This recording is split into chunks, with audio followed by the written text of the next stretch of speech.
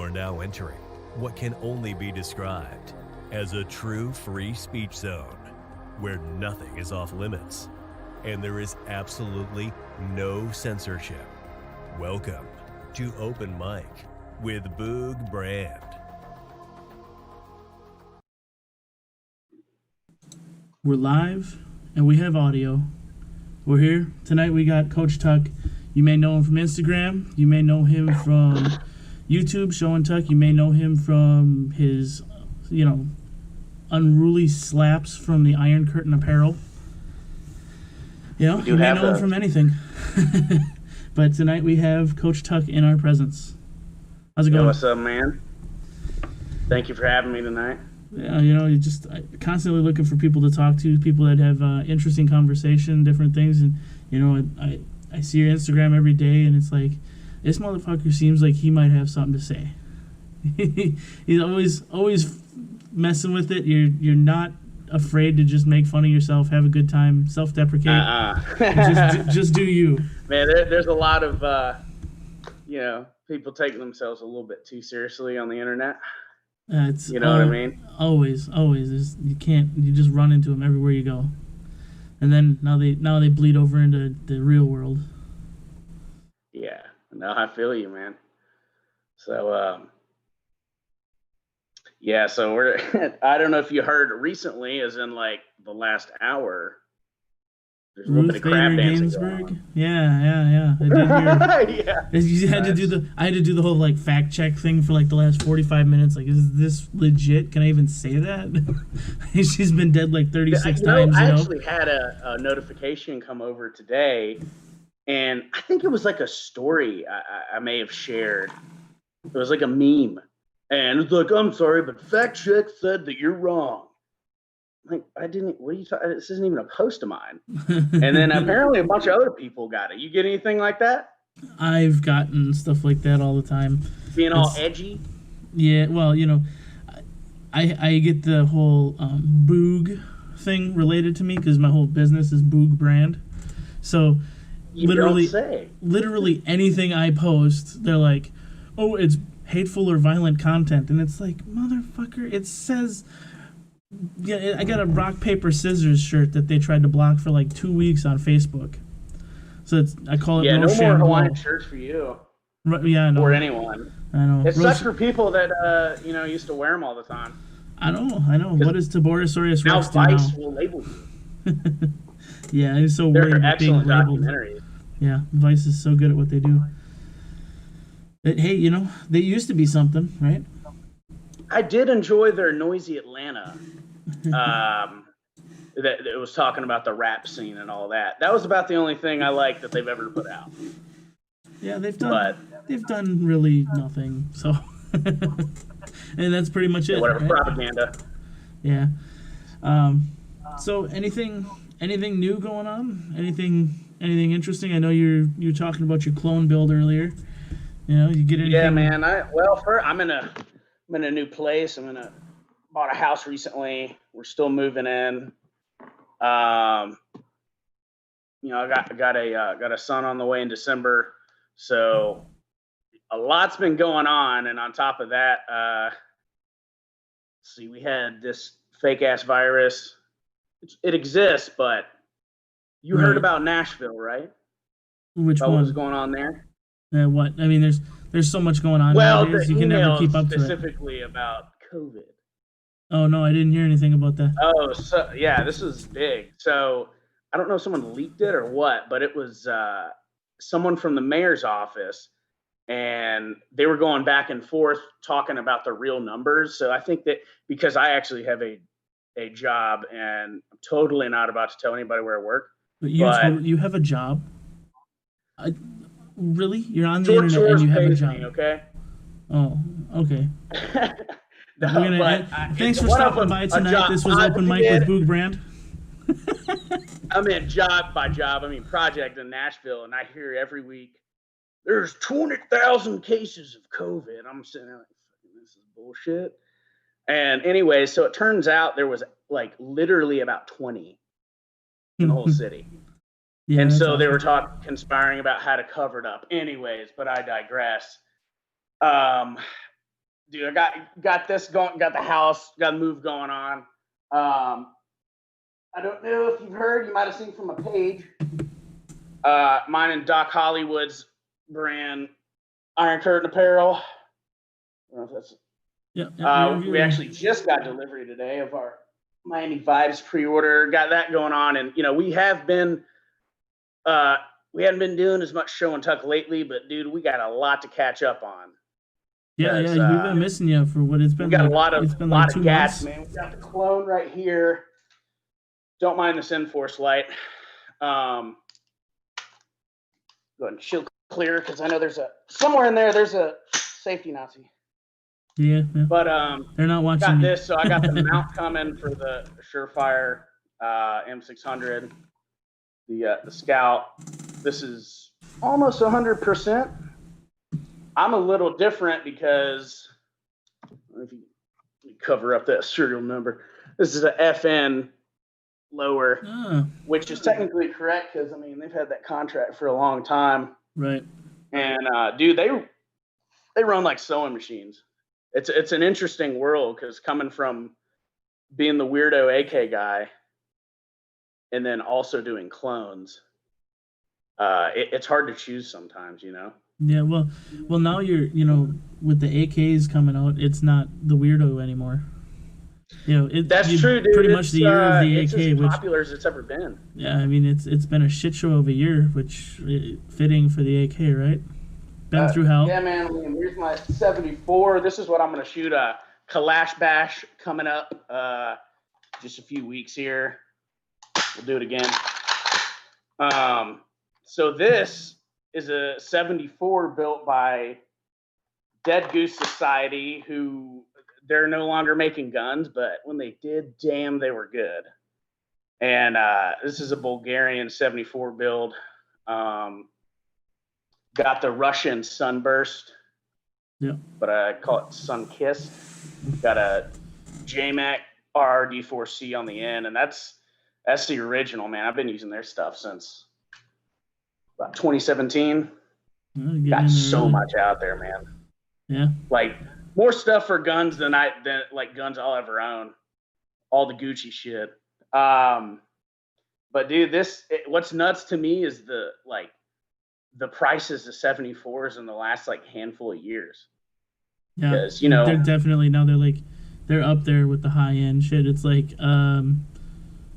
really. But you look at it too, dude, the SKSs are fucking outsane. I'm not gonna pay unless it's built by Mr. Fuller himself. Probably not gonna be paying $2,200. And if you're getting it built by Mr. Fuller himself, you're paying more than $2,200. Yeah, that's worth it though. He's a bit of a hero of mine as well as many people. I think he's pretty much a hero of everybody in 2020. Everybody with the AK, man, is definitely got its resurgence. Yeah, and especially cool. PSAs start. I think they're just on the. Really, they've gotten it with the GF3, and I think the GF4 just came out. My buddy Ben, shout out. I know he's watching. He just took the job there as their head QC man for the AK line. So, dude's brilliant, by the way. Yeah, that's good. Hell of a lot smarter than I'll ever be when it comes to running those engineering numbers. But I'm excited to see what they got coming out, man, because you got a lot of chirping going on. It is the internet after all, but what they got coming out, it'll be chirping from people that got in the game. A lot of chirping going on when the going was good. It is the internet after all, but what they like $800 maybe, and then got in.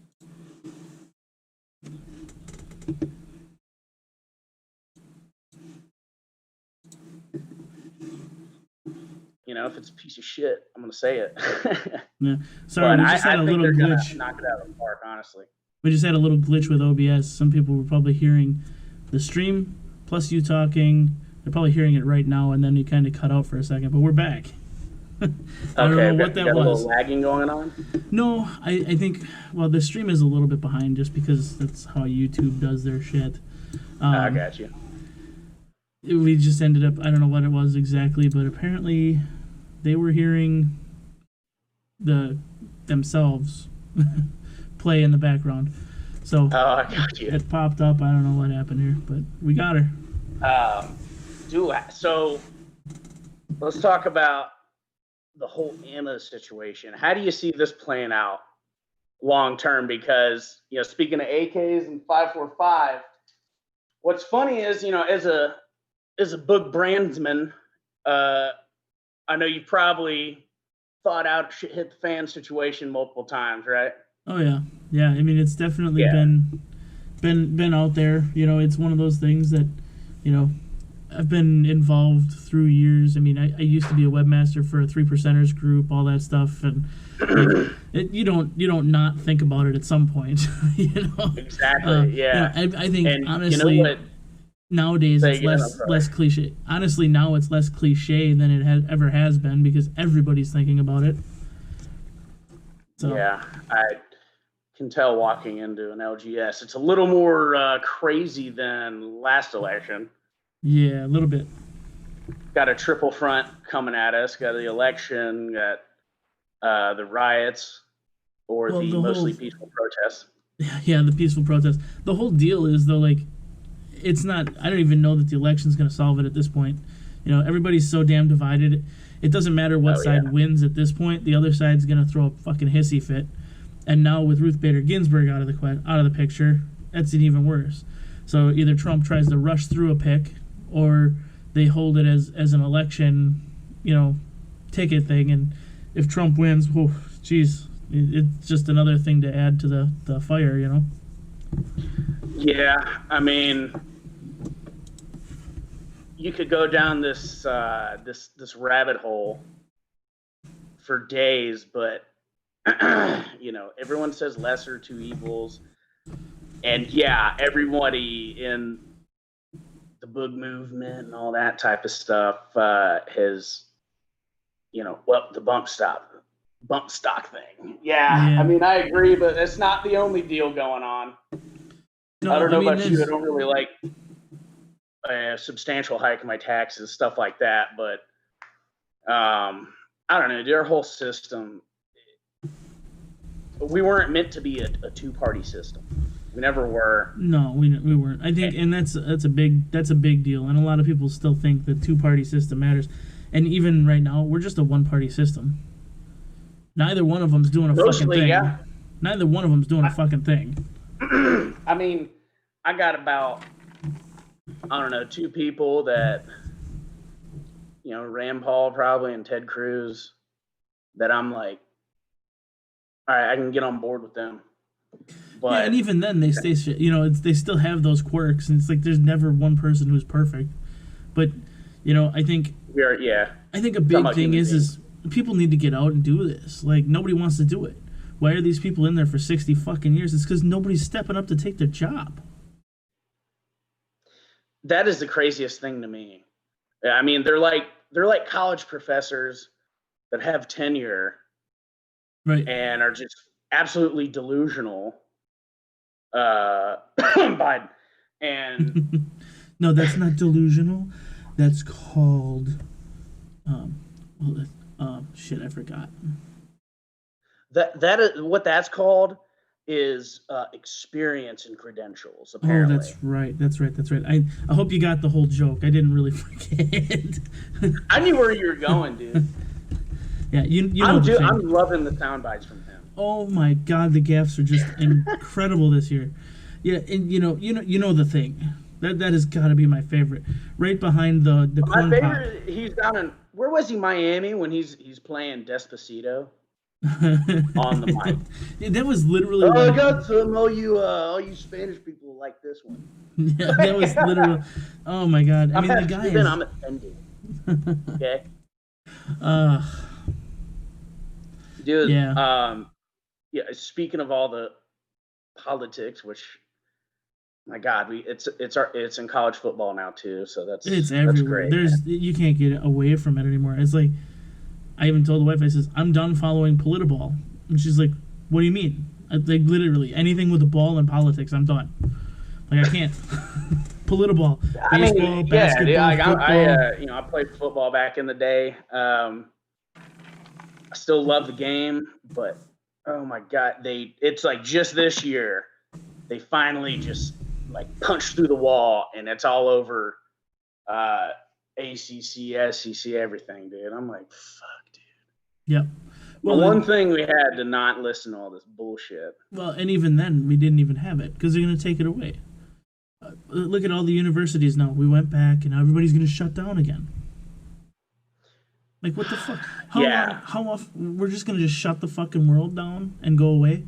Like, China's got fucking 1 million people standing outside of a fucking disco bar partying a month and a half ago. We're going to shut the world down for the next 3 months. I've heard people legitimately say they're canceling things from like April or spring break. Colleges locally canceled spring break for next year already. Man, I'm glad I got through. I went to University of Mississippi, Ole Miss, go Rebs. I'm glad I got through all this shit, and it was probably the last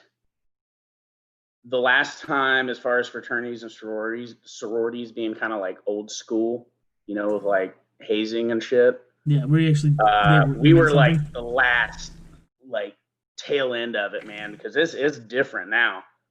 It's very tight, and I feel terrible for the college kids, not just college kids. I mean, if you're in California, obviously, well, even then, governors got that shit down. I think California isn't as bad off as people think. I mean, it's just the city centers, which are massive. There's a lot of poop and needles apparently. Yeah, but if you get out of those cities, poop and needles are everywhere. Let's be honest. It's downtown. Go 20 minutes down the road from my house, and they're down there, and that's a lake with $500,000 houses. So. Yeah, I mean that's funny how a lot of the, I guess, metropolitan-ish areas where, like here in Atlanta, it'll be like if I'm talking like downtown, it'll be like pocket of wealth. Go around the corner, you might get shot. Right. Pocket of wealth. It's just the way the city, because Atlanta used to be rail hub in the 1800s down here, and so like the way the whole city's assigned to, like everybody that's not from here is like, I fucking hate driving through here. There's no signs for the most part. Like when you're downtown, like the one ways don't make sense. I'm gonna be honest. I hate driving through Atlanta. Period. Dude, me too, and I live here. The fucking freeways, man. I'd rather commit suicide than fucking drive through there half the time. I don't know what's worse. People driving super slow in Mississippi or just crazos out here. Dude, I actually drove through like a 7-car crash on the way back from work today. And this is not even like on the expressway. It's like a 2-lane, 55-mile-an-hour highway going back to my house. I get these cops screaming up behind me, and they like, not literally, but pretty much hit the e-brake and like slide in the middle of the road, and they like rush out of their car. I'm like, ooh, are they about to draw on somebody? What's going on? But it was just like 7 or 8 cars in a wreck because everyone's insane around here. Right. No, it's definitely there's a trade-off. You can go slow or you can go fast, and there's never any in between, is there? Nah, man. And you were talking about where you're from. Where do you near? So I'm actually near, like my nearest city is Fond du Lac, Wisconsin. It's tiny, but we're like right between Green Bay, Milwaukee, and then Madison is maybe 5 minutes further than both of those cities. So we're kind of in the trifecta shit zone where we just get everybody's overflow. And we are. So what's... Oh, I'm sorry. Go ahead. No, I said, and we are. We're getting everybody's overflow. It's crazy. It's about the number here, man. I'm not quite outside of the burbs, but I'm close. It's the furthest out I've been. But as I've gotten older, I think I might have been telling you, I can't remember who I was talking to exactly, but I just moved from the Braves Stadium was right next to there. And I was like, yeah, it'd be cool. We're going to live close to all this stuff. It's going to be great. We're right next to the city. Oh my God, that sucked, man. There was so much violent bullshit going on. And it's like a pretty nice area. I know because my brother lived in these, there's a townhouse nearby. And it was his friend owned it, and he lived with him for a little while. It was a few years ago, and like, you know, a Braves player and a Pirates player lived there, so it's obviously pretty nice. He had a fucking Glock stolen out of his car, and after living there for a while, I see why. They just hopped the fence, and somebody got in a shootout in front of my apartment complex. Not in front, literally, but it was about 100 yards away. I was like, dude, I gotta get the fuck out of here. And it happens everywhere, though. I mean, we literally, I moved here where I'm at about a year ago, and the place where I moved from, literally in the last 5 years, has had more murders than they've had fires. But I mean, it's not saying much. I mean, it's a small community, but we literally just the other night got notice that there was 4 people shot outside of an old folks home in this small little town. I mean, it's just a rinky-dink little town. Nobody's there. 3 years ago, the police department was on the ballot to actually get rid of them and just be county run. How many people were we talking about? In the whole town, like 5,200. So as far as like a rifle setup, you're probably looking at a recce, huh? Yeah, pretty much. Yeah. But no, I mean this shootout the other night, it literally, we find it's like some 76-year-old guy who knew the other 3 people and they were just in an argument. He's outside the old folks home and just fucking pops off. I don't know, I kind of respect that a little bit, being old and just not giving a fuck. Well, I mean, I always say that I'm not going to give a shit. You know, I'm going to go 100 miles an hour everywhere and fuck whoever wants to pull me over. Like, I'm in a hurry. Where's the fire? Motherfucker, I'm dying. So if this, I wonder if he just whipped out a revolver or something. Yeah, we don't know all the full details yet, but 72. Yeah, it was a 72-year-old man.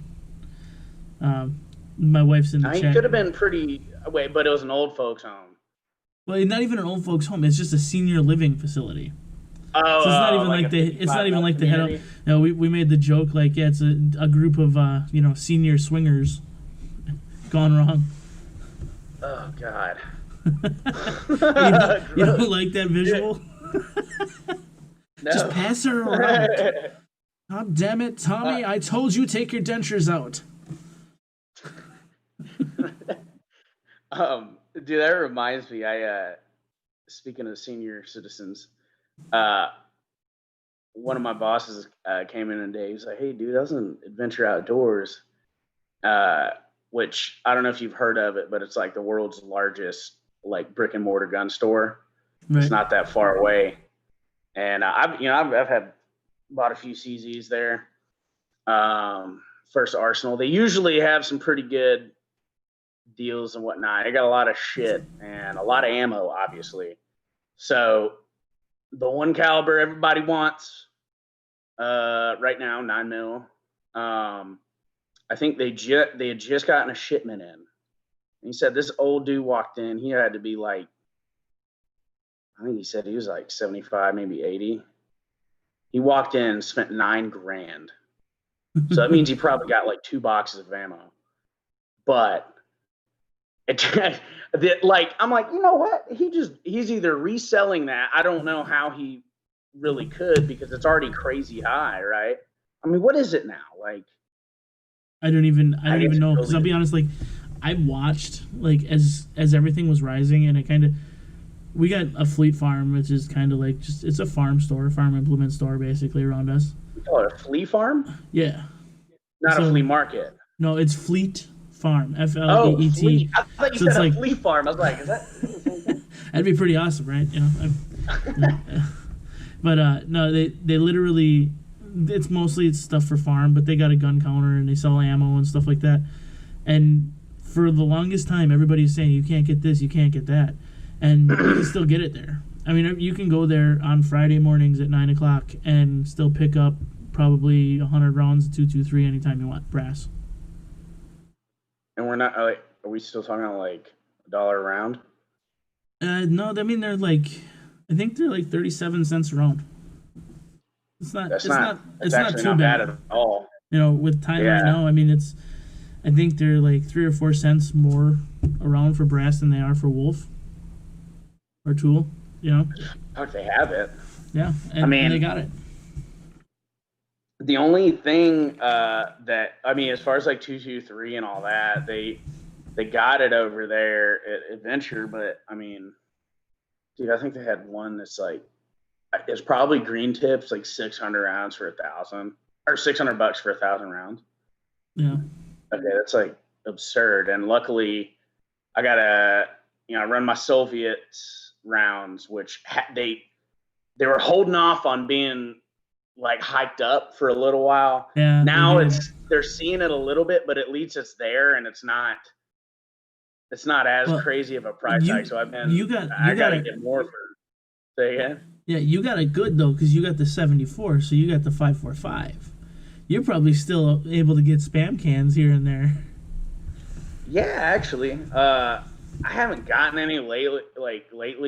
I mean, man, my thing is not shooting my stuff. That's the hard thing. I'm gonna start just getting I'm gonna spam can everything. But yep, not touching this ever. But it's hilarious because like as far as 545, the one caliber that on all those forums, if you're looking at dates all the way back to like 05, you'll never find that. You'll never find that's the only thing you can find. Huh? That's the only thing you can find. No. Yeah, round one back in when did this shutdown shit start? Like March? Back in March. It's hard to tell anymore. Yeah. So the new normal. So back in March, I had that was like round one of this shit. And then it seemed like it was starting to let up. And then I don't know, maybe May or June, like everyone like shut back down. And then everyone went. I think once the riot started, it got absolutely nuts. Yeah. And dude, still, it's the only thing I could find. Even stores like Adventure, where I hadn't seen 545 in years, that was all I could get. Right. Yeah. So yeah, even my 762 is harder to find. I'm trying to stack that up because I got an SLR 107 CR that. Dude, literally 2 years ago was like $1,000. You're looking at like 1,900, $2,000 right now. Yeah. And I waited even too long. I paid a couple hundred more. But anyways, I got that up at Cellrain AK. Getting a lot of work done. I'm gonna be after Kalash Bash when I'm using this guy with the Light Irons division. I'm gonna be running the shit out of that. But I'm just hoping people don't start buying up all the 762, which I don't think. I mean, there's just enough of them out there to do it. Well, you're gonna want to probably get out there soon because hunting is gonna start up nationwide, and you got a lot of FUDs who shoot that SKS. Yeah, it's the same thing as an AK. Well, they're gonna get it. That's the only ammo I could fucking get. Yeah, they're gonna go in there and spend $9,000 and then not even shoot it probably. Could you imagine what they pay for SKSs? I can't even. 16 years ago, I sold an SK. Yeah, 16 years ago, I sold an all numbers matching Russian SKS with bayonet, everything, perfect condition, and like 2,000 rounds of 7.62 for like $200. I'm like, son of a and that was me making money. That was me making money. You're probably like, man, I wish. How long ago was that? You say? That's like 16 years ago. Okay, so yeah, I bet you were probably like, man, I wish I saw that import ban coming. yeah, it was pretty. Dude, it is so wild how much. Oh shit! Did I shut down on you? Nope, you're good. There we go. When I first got into AKs, well, I've always liked them. It's always been kind of like I blame Goldeneye on N64. GoldenEye's to blame for a lot of our problems. Yeah. Yeah, I'm glad I have an older brother. He's born in '80, so he had all the cool shit when I was little. So I was playing that, and that initially got me like into the AK platform, but I didn't really start shooting them a ton until I ended up buying my own. I shot a little bit in college. My one of my best friends, his dad has built a shit ton of them. Like Romanians, he would get pallets of parts kits for $90. I'm like, oh man, you could have started your own fucking FFL there. Mm-hmm. And I started shooting a Chinese Zenorenko with a square back. You know the stupid assault weapons band. Was that '94 from Daddy Bush? Yeah, it was. Yeah, '94 to. Yeah, it was converted from those dumb thumbhole stock.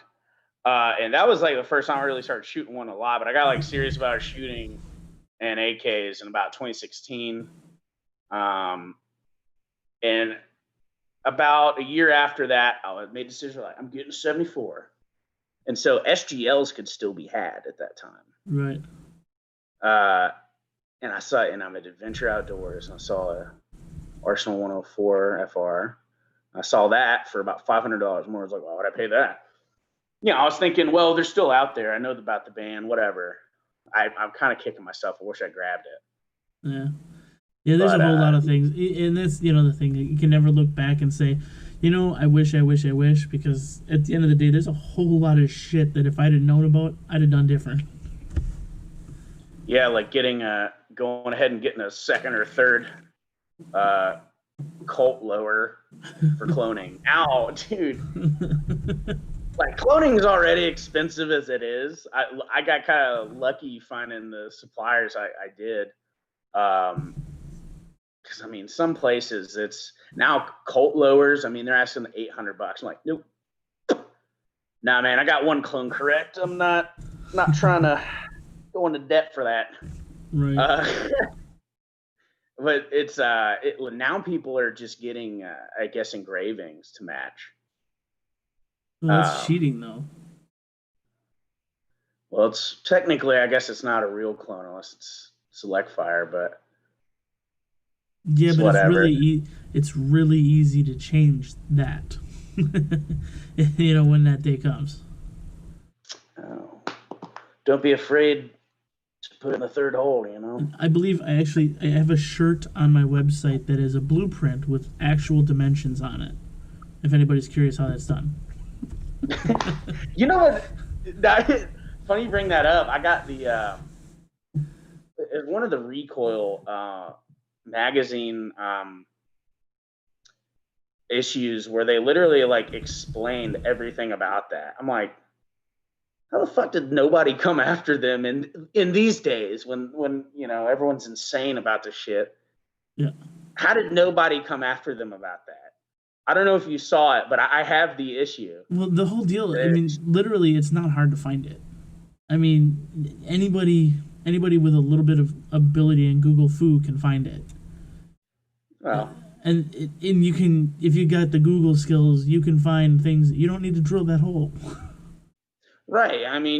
It's a simple hat hanger that's not metal. Yeah, that's another one of my shirts. It says I like to go fast, and it shows you how it's placed in the lower. That's another thing too. Is like you go back to the Hughes Amendment, and we're kind of talking about the two-party thing earlier, and I don't quote identify as Republican, but technically I voted on that ticket before. Yeah. But it like Reagan, what a just freedom lover. Absolutely, except for that one thing where he banned select fires for basically no reason. Thanks a lot, NRA, for backing up that one. Yeah, no, and that's the thing. Like, I don't identify as Republican either, or even necessarily conservative. It's just I vote on on ticket. I vote on the the policy, and which is stupid because nobody follows through on any of their fucking policy anyways. But you kind of get where they're going by what they want to say, and I understand where you're going with the Reagan thing because Oh yeah, dude. I mean, I used to even believe that. Oh, he was such a great conservative, or whatever. And maybe he was, except for that one thing, and well, what are we gonna do? Are we gonna hang him for that one thing? Yeah, that one thing is a motherfucking hangable offense. Yeah. Yeah, man. Guys, I'm looking at who is it? U.S. Ordnance and their M60E6, and I'm like just drooling over it. I'm like, I commented on a page. I was like, all right, BRB gonna go ahead and withdraw 40 grand. And everyone's like, that's way more than that. Like, what? Like, I guess the process of buying it without a SOT and all that, it's like $75,000. Right. I mean, it's laughable where we are from where we used to be. But well, eventually, and we're getting a lot closer to this, where it doesn't matter what you have sitting behind you, it's going to be illegal. So you can do whatever the fuck you want pretty soon. Yeah. So you're going to be a felon anyways? Whatever. And to be honest, the thing is everybody sits and talks about the select fire. Select fire is about fun. Really. I mean, mostly, yeah. Yeah, anybody, yes, you don't need fully automatic for anything other than fun. Anything else is just ineffective or cover. Right? Yeah, just suppressive fire. Yeah, you're not doing anything accurate with full auto. It still doesn't mean I don't want it. Doesn't mean I don't want it. I want to put a fucking turret gun on the top of my Jeep. Right. I don't want to get shot in the heart, and they want to ban plate carriers. They're banning plate carriers. They're going to ban plate carriers. They're going to ban, assault rifles just because they're black. Well, who's the racist? No. but on top of that, you got everything else that's going on. They're just, the suppressors, everything like that. All the different NFA items. It's just stupid. And we live in the freest country in the world when it comes to guns. And we have to pay a $200 tax stamp and wait fucking 6 months to 3 years for a fucking stamp to come through from the ATF on a forbidden popsicle that you can go buy at fucking Walmart in the UK. That's the weird thing to me, dude. It's like Canada, they don't have SBRs. A lot of these crazy European countries, you just roll up off the shelf, but it's too dangerous for you guys. Right. They don't want you to keep your hearing or anything like that. I've already begun losing my left ear, man. That started a long time ago. Yeah, that was. Yeah, I've been procrastinating a long time, dude. I really want a Wolverine. Yeah, the whole deal. I mean, hearing protection. I didn't even know what the fuck that was until like 2 years ago. Young and dumb. Do you use anything in particular? What? Now I use walkers. Yeah, I just wear a pair of Walker razors, electronic ear pro. But before that, fuck, I didn't do anything. I'm out in the middle of the woods with my fucking 30-06, 16-inch barrel, standing in a freaking 3-walled blind, shooting fucking 20 rounds out of it. Like, end of the day, your head's like. A couple of times in college, my buddy brought out like a 44 mag. And I was like, no, I'll be all right. Shooting that thing all day. And my left ear's most definitely damaged. I mean, before we got on here, I was like, hey, you need to crank that up. Yeah. I think I got my audio up enough for you. I'll tell you one thing I would suggest that I waited a long time. And as far as hearing protection, I used to run the Impacts. Those are standard electronic hearing. There's nothing wrong with them at all. But I stepped it up to Sordens, and they got like the gel like inserts, and oh my god, they're so comfortable. And they don't I've had Impacts, like if I got a good cheek weld, kind of pop up like this, Right. and then That's a big problem with most hearing protection. You know, you get the cheek weld and then it's rocking that fucking ear pro all day. With the Sordens, or I think Peltor is like pretty much the same thing, just a little more expensive.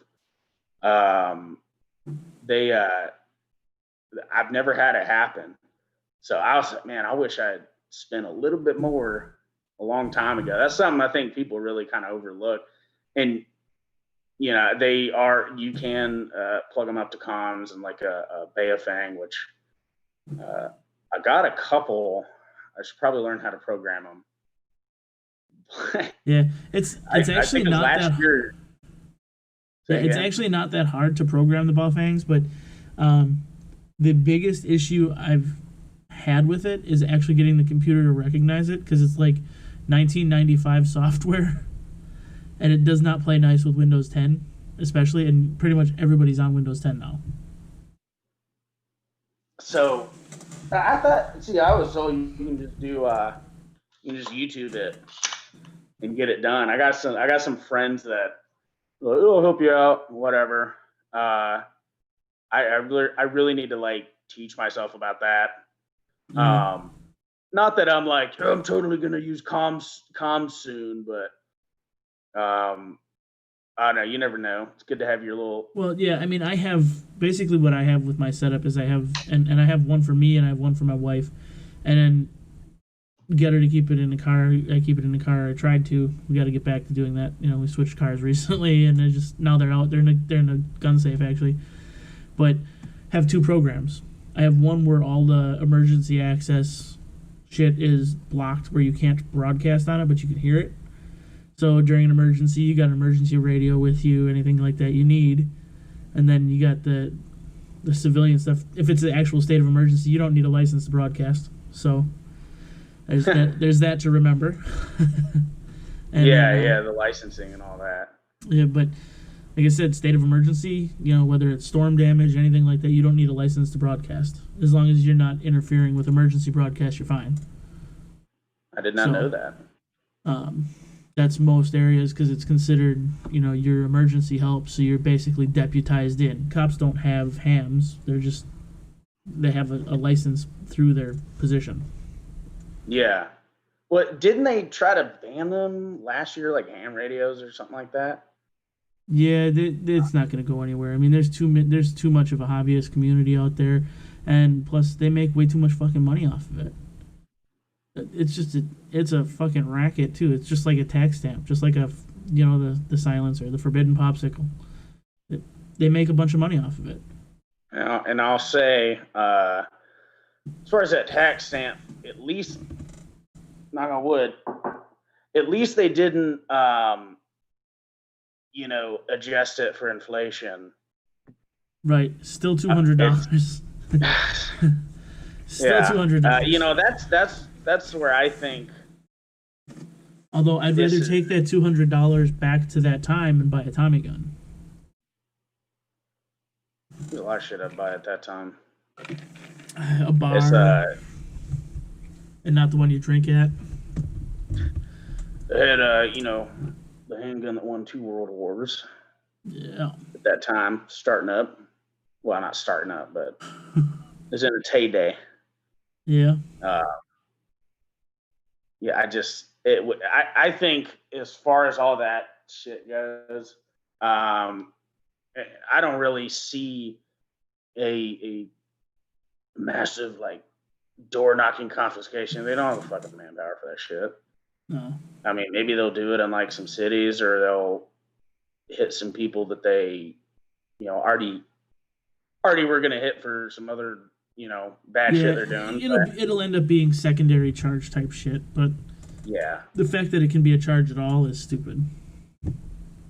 Yeah, it's usually, depending on where you're at, is a tack on. But yeah.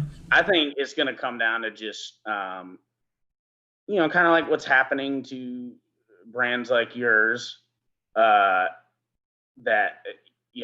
or PayPal or Shopify. Well, you do this. You promote violence by putting a gun on there. We're not going to do business with you. They're going to hit everybody in their pocketbooks. Right. Regulation, red tape. That's how they're gonna fucking do it. Yep. I mean, I know that personally. You know, we just recently, a week and a half ago now, 2 weeks ago Friday, lost our payment processor on our site. So I'm down to PayPal right now. I have a new payment processor. We're going to be kicking off in the next couple days. Whole new website. I'm moving away completely from Shopify because they went political. They tried saying that my shop was too high risk for them, and they couldn't guarantee my payments anymore. Like, I never had a chargeback, I never had a return, never had a complaint. You can kiss my ass. Yeah, it doesn't matter what the facts are. Right. So I went to my always a political ploy. Yeah. So I went to my bank, and now they're gonna back me up on it. And they're like, I told them the story, and she's like, "Well, what's the deal? Like, I know a lot of people have problems with like guns and porn." And she literally only asked me, she's like, "Do you sell guns?" I'm like, "No." And she goes, "Okay, well, you can sell guns and porn with us, so we're okay with that." Like, all right, good. I don't sell porn or guns, but deal. But I do sell gun porn, so right, that's perfect. We're combo. Yeah, it's definitely well, it's been getting ridiculous, but it is. I've seen with multiple brands going on where it's just nailing people, man, and it's just gonna. It just sucks because all of our institutions are controlled by fucking Marxists. Yeah, it's not going anywhere anytime soon. So it's just a matter of living with it and finding the market. I mean, this is capitalist society. As much as they don't want it, we ain't a Marxist society. We're still capitalist. So there's businesses out there that are willing to work with people. So anybody who runs into an issue and say you come across this, let me know. I'll hook you up with a bank that'll process your payments. Like, they're being good with me. They're going to be good. It takes people not giving a fuck, dude, and disregarding the pieces of paper. Yeah, and they that's do the it. whole thing. They disregard the Constitution. Exactly. So I mean, that's the whole point of this entire channel is just fuck everything. Do whatever you want to do. I don't give a shit. Like, YouTube can burn this channel down. I don't care. I have, 86 subscribers before tonight. I don't care. Burn it down. I mean, I'll start another one, or I'll start posting this shit on BitChute, and I'll just have it on my website. I don't care. Have you messed with Parler at all? I am on Parler. I haven't messed with it too much. My issue. I was posting a little bit on there, but dude, they definitely limit your reach still because. Well, I don't necessarily think they limit your reach. I mean, I got on real early, and I mean, I've got like people following me that it's like, oh, why the fuck would they follow me? But at the same time, it's an echo chamber. We're not going to make any fucking difference if we're just stuck in an echo chamber. It is. It's just, most of it's political. There's nothing like, I don't see any like funny memes and shit like that. And I know it's in its like infancy, like stage, but you know, it'll probably come back down to trying to make money, which I get. I mean, everybody, you got to make money. I mean, yeah, if it doesn't make dollars, it doesn't make sense, right? Right. I mean, I understand like Instagram and all that. They don't. I mean, it's not the goodness of their hearts that they're doing this. Like, they got to make money at some point. But it used to, hashtags used to work. Yeah. You get like 1% maybe people reach, and they just want you to pay to reach people, which whatever. It's not going to happen. Yeah, I adapted that right away. I mean, with my business, like everybody's like, if you want to make it, you got to put out Facebook ads and you got to do this. And I did that for like 3 days, and I'm like, this is retarded. I'm getting like 65-year-old soccer grandmas coming to my website. I'm like, yeah, that's my demographic. Real good guys. You did awesome. Yeah, dude. I mean, that's when you should bring back MySpace, man. That was a savage. It still exists. Is it really still active? Yeah, I actually logged into my account the other day. I remembered my password, logged in, got some old pictures off there, and I went in and like just stalked a bunch of people that I know that were still had their accounts there. Yeah, Turn Back Thursdays, they're fun. Ooh, man. Yeah, I was in middle school around when that ended. And I'd like just gotten into high school when Facebook started. That was perfect. You And, know, top 8s. Nothing like ranking your friends. Dude, people used to get so offended and shit. Oh, you're not gonna get me as your top? Yeah, that's funny. That's You remember now, Senga? Yeah, I do. Yep, nothing like it. It's like that's classic. But yeah, it's going back to Parlor. That like, you know, people are always like, gotta get our own site. But it's all kind of, it's just like a different Twitter, I guess. Right. And you know, and I'm fine for it if people want to actually go ahead and do their own thing. I get it. Yeah. But you got to understand, it's no different than the left if all you're going to do is surround yourself with people who think exactly like you. At the end of the day, you still got to have conversations with people. You still got to have debate. You still got to... We may be on the same side of the aisle as far as who we're voting for, but I guarantee there's shit we disagree about. Well, of course. There's nobody that... I mean, about the closest person that I almost agree with everything on is my older brother.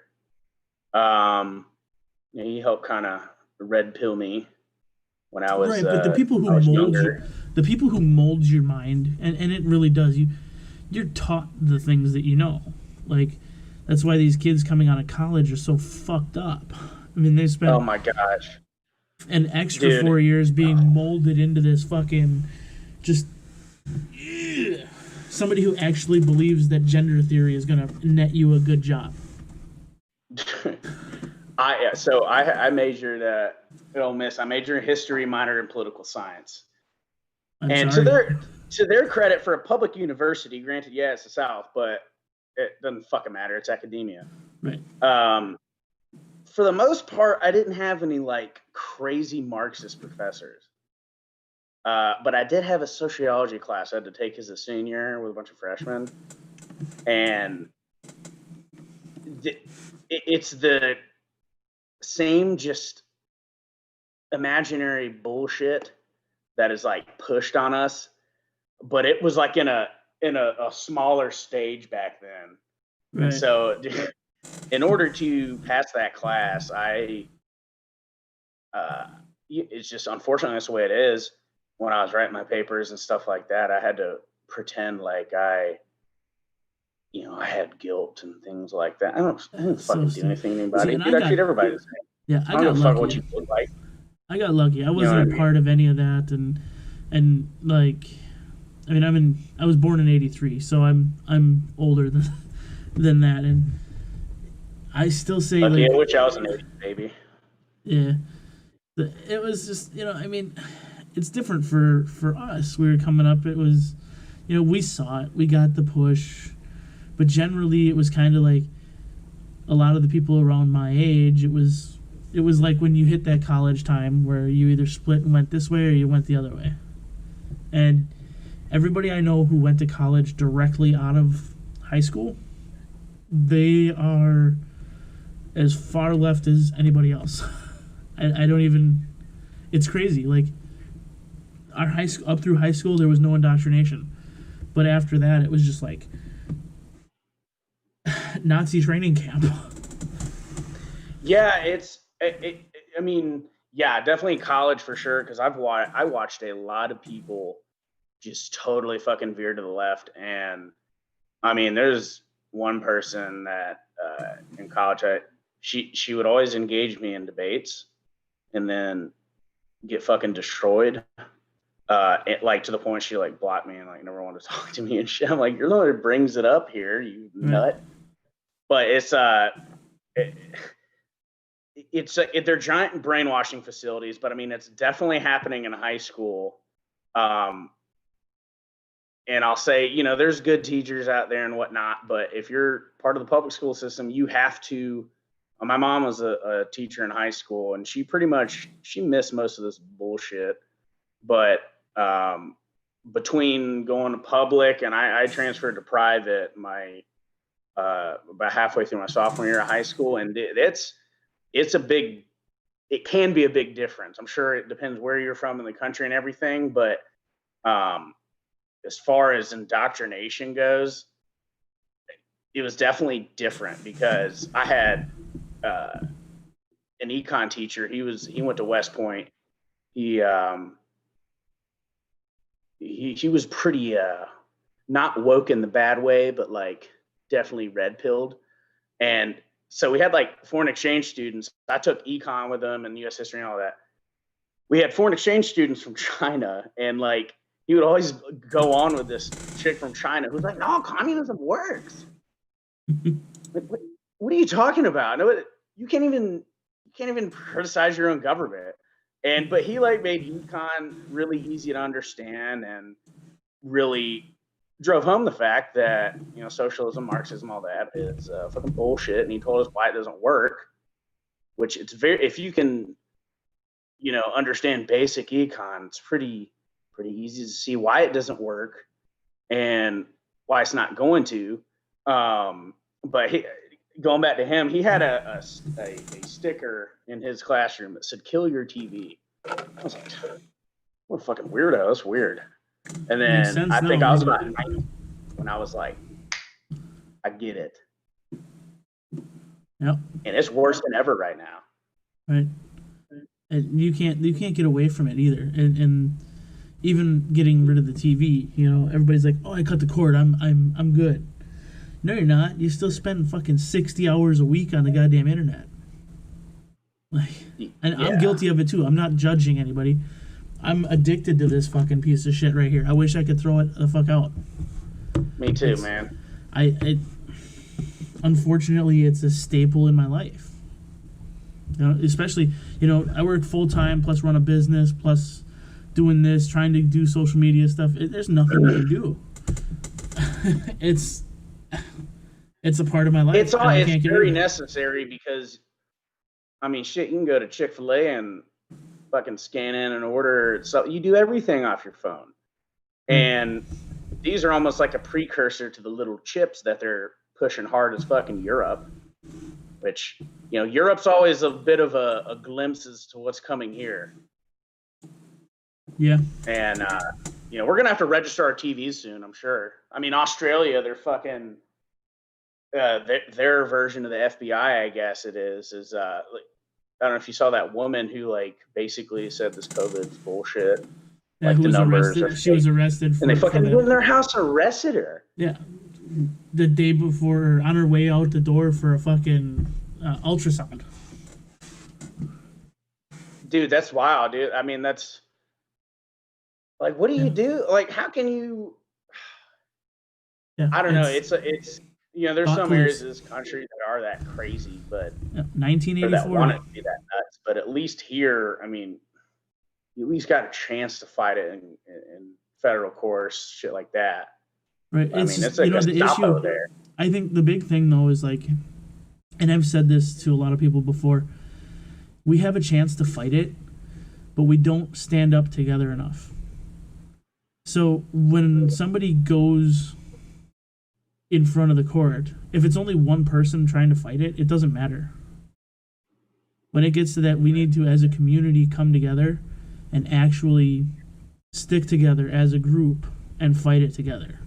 Because if there's 1,000 people in that courtroom screaming for change, it might change. If it's one person, they don't care what they have to do. They'll just silence your ass, put you out. They'll make an example out of you, put you away forever. Yeah, I mean, it's and unfortunately, you know, even since all this rioting started and stuff, I remember it was a few months ago, as far as like the boys and all that shit, like everyone was like mostly on the same page. Actually, who was it? It was what was that guy's name? It was Whiskey something 556. Do you know what I'm talking about? Where he was like live streaming, "Oh my God, I got red flagged," and oh yeah, yep, I heard it all ended up being bullshit. And everyone's like, "Dude, we just got fucking duped," and people started like backing away. And then on top of that, you go to the riots, and some people are literally marching with Marxists, and so even the liberty side of things is very splintered. Yeah, it is, and part of that too, though, comes from trust. You know, over the years, trust has been broken so many different times, and you can't build that back up. I know so many people who are part of the, 3%ers movement who now they're looking around at these other people and like, I don't know if you're familiar with like Mike Glover and what he's doing with like the American contingency and trying to put that together. Oh yeah, dude, I love Mike Glover, man. The 3%ers absolutely hate him. They don't trust him because nobody's willing to sit down and listen to an entire message. They just heard that he doesn't trust people on the right, far right, more. Or he hates them more than he does people on the far left. Well, automatically you're wrong for that. If you sit down and listen to it, it's about morality. It's a lot of these people. Yeah, I mean, a lot of far left, they don't even know that they're bad. I mean, a piece of shit. Right. The people on the far Mike left. Glover's awesome. Yeah, I mean, he's a good shit. His entire message and what he focuses on. I mean, I've listened to damn near every podcast he's had. He's on my one of,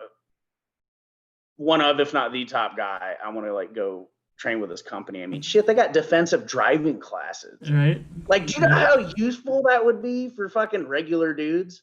Right.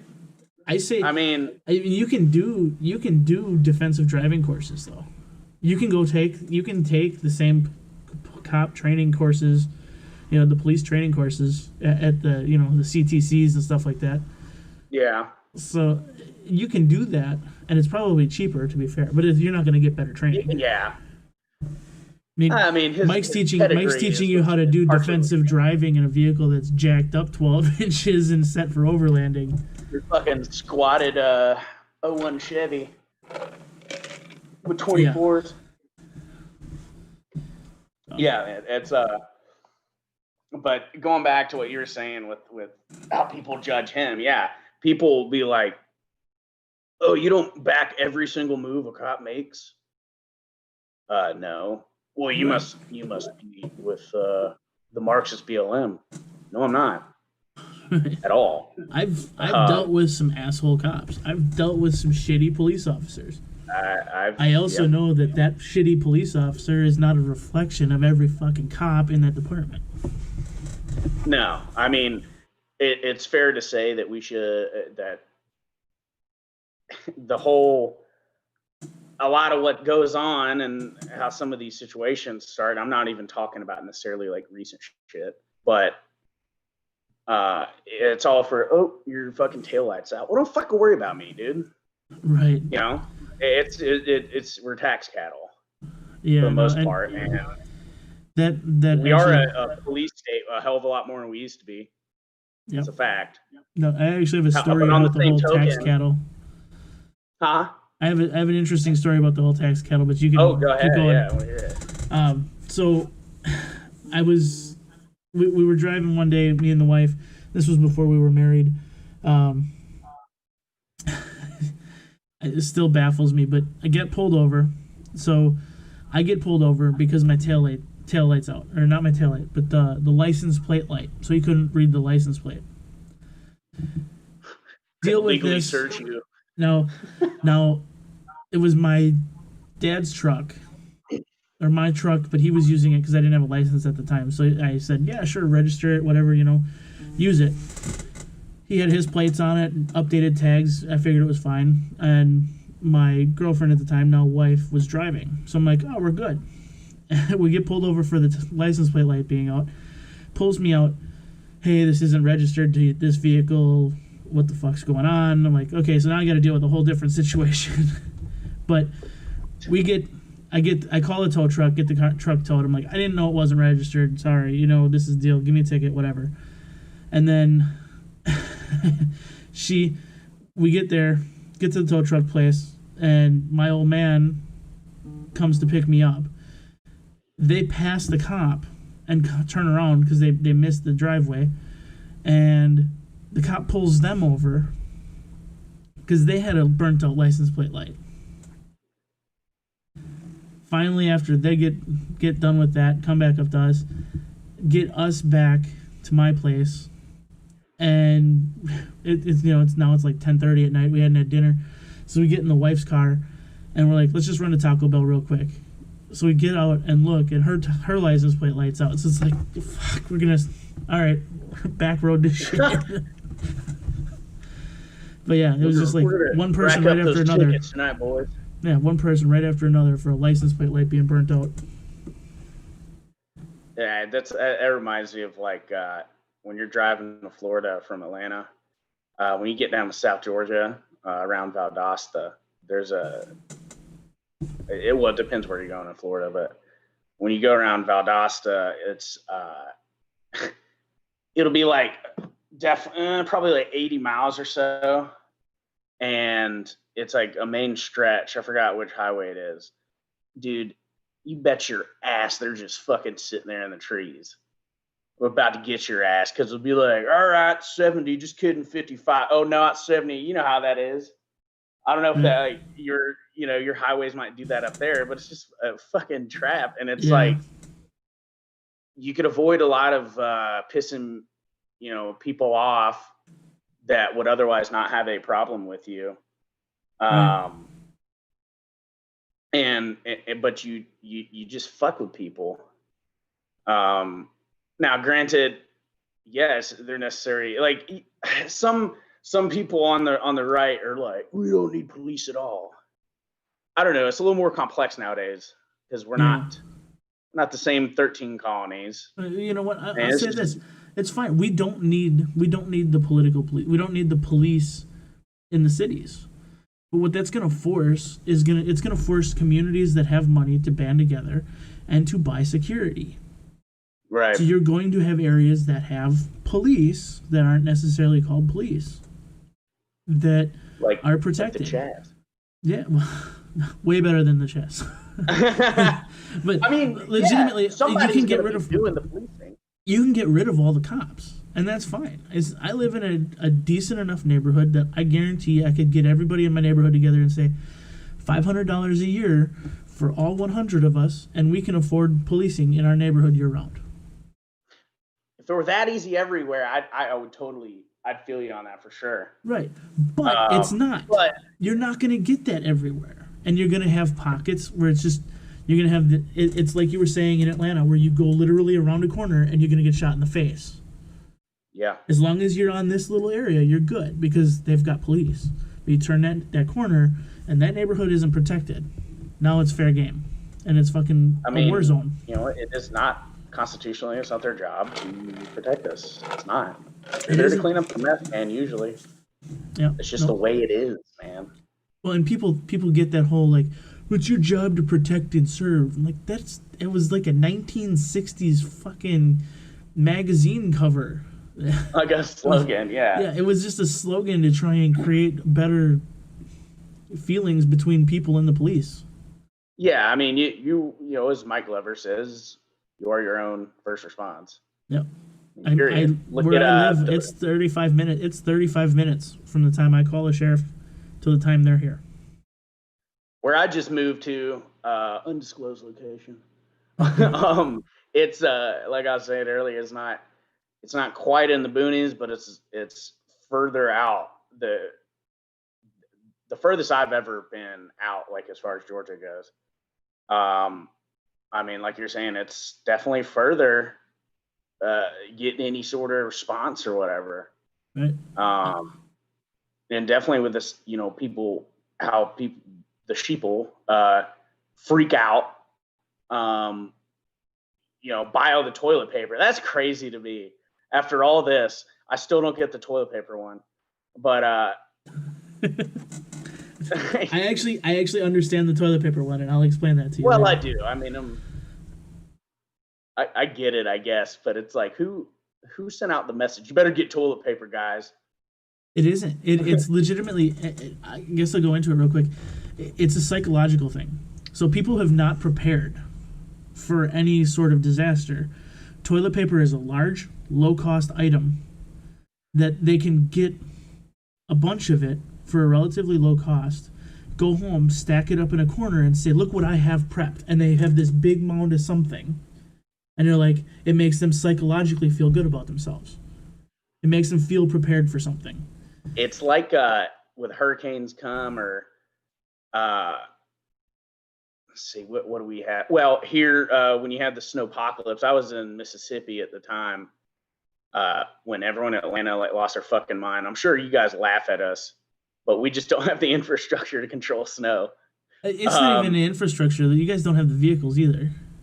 Well, yeah, I come from Wisconsin. I spent 6 months down in Raleigh, North Carolina area setting up a John Deere facility, and they would shut down after like an inch of snow.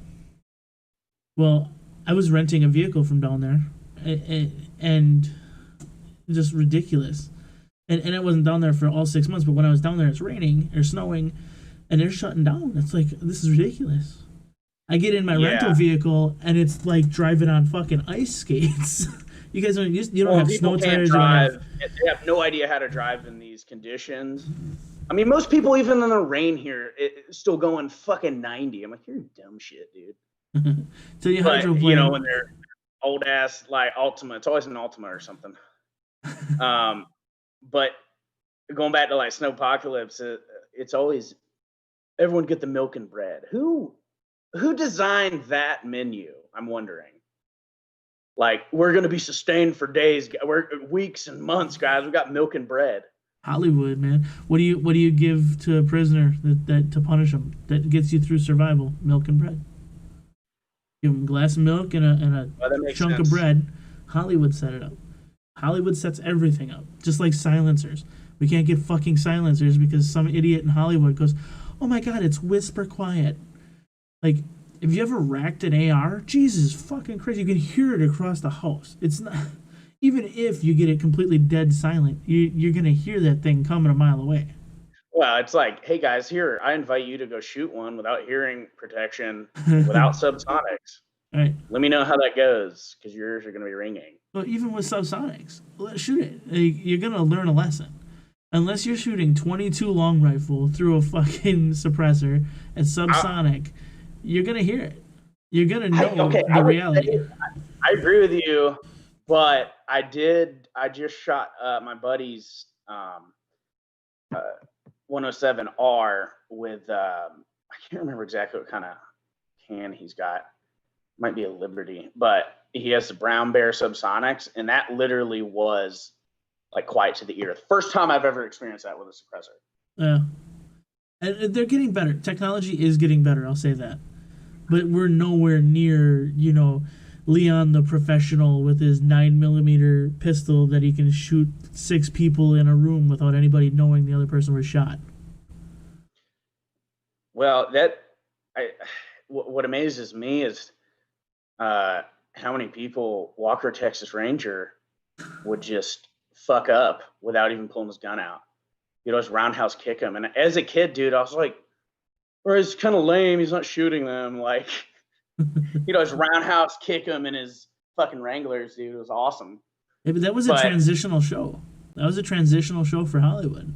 Because you figure you went from martial arts to martial arts where he could have had a gun, and in some cases he needed it, to all of a sudden everything is gun related. Yeah, fucking everything. So I mean, you literally you went from Kung Fu to Walker Texas Ranger to... I got like Krav Maga now, pretty much. Yeah, everybody's a fucking Israeli fighting specialist. Everybody, the bad guys, the guy selling dope out on a fucking corner knows Brazilian jiu-jitsu. Yeah, dude, someone hustling some coke or something. They fucking know it too. Right. They're definitely disciplined. That's why they're doing that. Yeah. Just kind of what we were talking about. Now, how hard do you go in the whole prepping scene and all that? I have enough in my house to make sure I can take care of my family for a little while. Water is changed out here and there, but for the most part, I'm not really prepping as much as I probably should, knowing what's going on. But I know that I have my bow for hunting. I have different things like that in my area. I'm pretty comfortable with being able to provide, so I don't have to go too crazy. And I think for the most part, the community that's around us is is very similar. Obviously, we're more diverse than maybe we were 10 years ago, but we're getting better, and it's a fairly, even though we're not knowing everybody, we see everybody. Everybody says hi. Everybody waves, which is completely new to me. Like coming here over the last year, from where I was, because I literally lived next to my neighbor and never even caught their name for 10 years. Dude, that was like where I moved from, man. Down in the city. I didn't really. I had talked to like a couple of my neighbors, maybe, and I used to have a 370Z with a titanium exhaust, so it was loud as fuck when I turned it on. And other than them bitching about that, and them having loud ass fucking music on a Tuesday and shit, we didn't really talk to our neighbors. I try to be friendly, but everyone's a fucking dick usually. Right, everybody's too wrapped up in their own life. And it's not even. Everybody's too wrapped up in their own life. It's like, I got my own shit to do. Yeah. Fuck you! I'm not gonna wave to you. All right, whatever. Like my last neighbor. It's like, yeah, you always got your own thing to do, but I'm pretty sure you're selling dope because I haven't seen your light go up for like 6 fucking years. 6 years, You've had 17 different people that I've seen mow your lawn in 3 weeks. Your light's never been turned definitely off. Fucking moving some weight. Right. Oh, it just so happens you got your kid's kid. Yeah. Like you were saying, like as far as like people waving and shit, when we just moved into this neighborhood, everyone's waving, and so it's weird. It's just weird how like you barely, move out to a different area that's largely the same place. If you're looking at a map, bird's eye view, but it's just so different, and like people's mindsets are different out here. And I haven't really talked to any neighbors because I'm towards a dead end, but eventually we'll get there. Right. But it takes time and comfortability too, because reserve too, because you've lived in the city like that, and that's how everybody else is. So why would it be different? So. Yeah. And actually that when all the runs on the store started, you're talking about people being concerned with their own shit. My girlfriend had gone to get some hand sanitizer, something like that.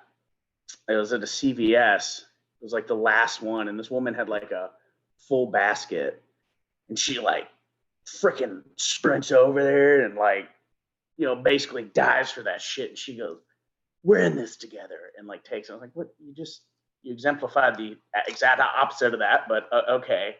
We're in this together. I'm gonna take this last one because I need it. Hey, I'm super dirty. I need this. Yeah. But it's kind of going back to the prepping thing. Like I'm trying to get my rounds covered. Like it's been a few years of, how it goes, like switching up gun systems and trying out this and that. I pretty much know what I like. And like where I'm willing to kind of venture off to, but get some backups of certain guns and whatnot. But past that, I'm just going down to having plenty of those kind of supplies, start stacking up ammo. I've got a decent number of magazines. I'm usually trying to buy like, I don't go there. A year doesn't go by where I'm not getting multiple, Mm-hmm. Usually a month I'm grabbing something, not lately, but wait till December. That'll all change. Oh, I know. You'll be grabbing diapers instead of mags. Yeah, I gotta stack up a few more. But past that kind of stuff, like getting med, which Mike Glover, going back to him, he really nails home. Which I personally need to get my shit together, like really, really learning that. Yeah, even med is huge. Shit. Med, in my personal opinion, is more important than anything else, because if you can't fix an injury, you can't help anybody else. You can't protect your family. You can't do any of that. But a big thing too is when you do that, you have to learn it for everybody. Now you got a little one coming in December. I mean, I've got, we talked the other night. I got a nearing 3-year-old, and I got a 14-month-old, and looking at your med kit and seeing what you have that actually works for them. So like I've got nasopharyngeal airways that go all the way down to infant size, just to make sure that I can cover if I need to do an airway in one of my kids. Suture kits, stupid stuff that you don't think about, but it's like, man, you get a hell of a fucking gash. You're chopping wood, hit yourself with an axe. Something stupid. You're gonna need to fix that. You're not gonna be able to just put a little bandage on it and hope it goes away. Well, I mean, the Civil War, fucking infection killed more dudes than anything. Yep. And it's most people, like you're saying with the Band-Aid, past that, people are like, well, I have no fucking clue. Right. How do you put a tourniquet on? How do you put a tourniquet on when you're shot? Getting into the guys, thinking like the classes the carry trainer does, where you're doing training where you're out there firing your pistol offhand while trying to put a tourniquet on yourself to get yourself away from a position, because the reality is when the shit hits the fan, that's what you're going to need to do. You're going to be taking fire, trying to protect your family, so you're going to need to learn how to stop your bleed and get back in the fight. People do not realize how fast you fucking lose blood, man, especially if it's a real deep gash or on near an artery, dude. It's like there's no time to fucking sit there and not know what to do and start guessing. Right. Well, and then like if you take a shot to the chest, you get body armor, but there's still holes that that they can get into. Somebody gets you from the side, gets you right in under the breastplate, something like that. You've got a punctured lung. Now you got a sucking chest wound. So you're gonna do what? You're gonna stick. Everybody's like, well, I've got a chest seal. Great. Do you know how to, aspirate? Do you know how to? Do you know how to do anything that goes along with that? Cry. Right. You can't just Far Cry, dude. It's not that you simple. can't just slap something on, drink a Monster, and get back in this fucker. Yeah, just rub some dirt on it, guys. I mean, come on. Yeah. Everybody, the whole meme is just gonna chug some Monsters and get back in this. This is definitely not a video game, Bubba. I mean, it's as far as like what you're carrying and like loadouts and shit, and like I just recently, I was running like chest rigs, which I'll be running at Kalash Bash. I just do it because I never know how much I'm gonna fucking miss. So when I have those extra mags on me, last year I shot with I forgot to re-zero my fucking optic, so I had to wing that. But right here, got a Raptor Tactical. At a Fort Bragg. This is their ghost carrier. I have an RDR. There's a med kit in here. Got the clip in the placard, but it's pretty low profile and everything. I got level 4 LA police gear plates, which a lot of people don't realize. You don't have to spend fucking $650 with you don't need to buy AR-500 to get option. Yeah. Like these got tested on, I think it was Mr. Gunsinger channel, and it performed super well. And I got them. I mean, they're probably a hell of a lot more expensive now given the circumstances, but I got them for like $200. Yeah, but I don't have much of a budget. I'm just gonna get mine off Wish. Yeah, for sure. Just get you a little. They're made out of aluminum. Don't worry about it. I want the plastic ones. They're lighter weight. Yeah, like the training one. It looks like a soda bottle. Nobody will ever know. Yeah. But like when you're even running around with just plate carrier on and like, dude, I run it pretty slick, like 3 mags, maybe 2 pistol mags in it. Dude, you'll get fucking tired. Granted, I'm not in the best shape I've ever been in right now. I don't. But working back. I'm not here to judge. I'm definitely not here to judge. But I mean, yeah, I do decent for a bigger dude. But people don't realize how much weight that shit is. I mean, sometimes it might be a better idea just to, because you're not fucking invincible with a plate carrier on, guys. You're not running around in an EOD suit. Right. And part of that too, and I like to say this too, is a lot of people don't. They're better off not having it, because if you're not trained with it, you get that whole like I'm immortal mentality. You're not, and don't let it. The best defense to a gunshot wound is not get fucking shot. Yeah, just because you got that on doesn't mean you don't fucking get to cover as soon as possible. And my favorite is when they get all excited about being invincible, and then they throw on their level 3A plates and their fucking bump helmet and think that they're protected. Yeah, don't worry about it. Yeah, I got these steel plates. Are good. You get fucking yeeted by a dude with a dope ass retro 20-inch. Not even a 20. I mean, literally, you could take somebody with an 18-inch could take you out if they get you just right. Yeah. You're close enough with a 16-inch. You're getting it. It's 3.8. Your best hope is that you only get shot by 9mm. I mean, a lot of the dudes that that out here being real like, oh, I want the fucking Civil War and all that bullshit. Like, man, y'all ain't even been in a bar fight, dude. Right, and like y'all ain't been hit in the face. Think you're ready to get shot? Well, even if they're ready to go get shot, are you ready to shoot your neighbor's kid? Because that's what it's literally going to be. We're literally talking about your neighbor. We're talking about the people who live next door to you, the people who you deal with in a community. You don't know who you're going to end up going up against. Are you prepared to literally take up arms against potentially a 15-year-old kid? Because these kids are ready to do it to you. Look at Kyle Rittenhouse. He's a 17-year-old kid who is out here doing what all these adults claim they want to do. Doing it with a DPMS and a sight mark. Right. Just literally, regardless of what he had, he was out there. I don't necessarily agree, and people can lambaste me all they want. I don't agree with the fact that he should have even been there. I'm not saying because he was from Kenosha, I'm not saying whatever, but I'm like, he's a fucking kid.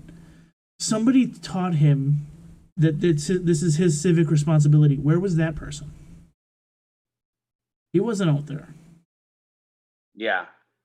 I mean, go at the DPS thing. I'm just saying, just because I don't really like the whole dudes that are like super elitist about like guns. Like, oh, you're fucking poor. Like, yeah, it's funny, whatever. But I mean, there's dudes that like on Facebook groups get fucking like really personal about that shit. It's like, dude, it's an item. Like, chill out. Right. And but I'm just saying, like, look at this kid out there. Yours cost you $3,000, and your replacement components for it are going to cost you a fucking arm and a leg.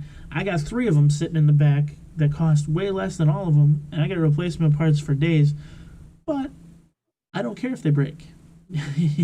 Yeah. I literally I get all my eggs from a farmer. So he recently just bought a new AR, and he's all like super excited about it.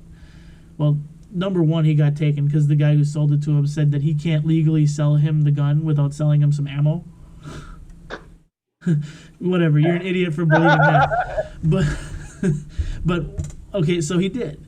And he didn't even know. Like, he didn't even know what he was buying. And he ended up buying 2 boxes of Tula. And then he realized when he got home it's steel case. So he won't shoot it. So I went and bought eggs off him, and he's like, hey, you know anybody who shoots 5.56? I'm like, yeah, I do know somebody who shoots 5.56. He's like, would they be interested in some ammo? Like, well, what? Yeah. What do you got? What are you selling? Like, let me know. Like, I know plenty of people who would be willing to buy it, myself included. And he's like, oh, well, if you want it, dude, you can just have it. Here's 2 boxes. You just handed me 60 rounds of 5.56 because you're afraid to run steel in your fucking rifle? Like, dude, somebody walked onto the forums from 2005 from dudes that don't shoot.